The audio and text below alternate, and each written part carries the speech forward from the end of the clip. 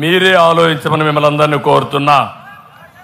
ఇంకో పక్క 2019లో బాబాయిని గొడ్డలతో చంపేసి సానుభూతితో గెలిచిన వ్యక్తి జగన్మోహన్ రెడ్డి. అవునా కాదా? అవునా కాదా?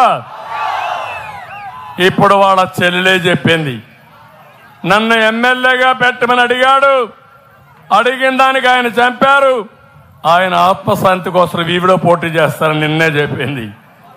ఆయన కన్న కూతురు చెప్పింది. అంటే గొడ్డలతో బాబాయిని లేపేసే వ్యక్తులు ఈ రాష్ట్రాన్ని పరిపాలించడానికి అర్హత ఉందా అని మిమ్మల్ని అడుగుతున్నా.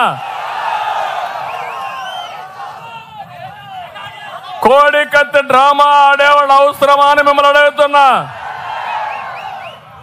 ఇప్పుడు నిన్నే చూశారు తమ్ముళ్ళు, కొత్త డ్రామా. పేదలు, వృద్ధులు, వికలాంగులకి పింఛన్లు ఇస్తున్నాం. ఎవడు ప్రారంభించాడు ఈ పింఛనం? మొట్టమొదటిసారిగా నందమూరి తారక రామారావు గారు 35 రూపాయలతో ప్రారంభించారు. 2014 నేను ముఖ్యమంత్రి అయితే 200 రూపాయలు 2000 రూపాయలు చేసిన పార్టీ ఏది? ముక్కుతూ మూలుగుతూ 1000 రూపాయలు పెంచాడు. పెంచుకుంటూ పోతానని 250 రూపాయలు పెంచుతూ వచ్చాడు. అది 3000 కొని ఈయన పోతున్నాడు.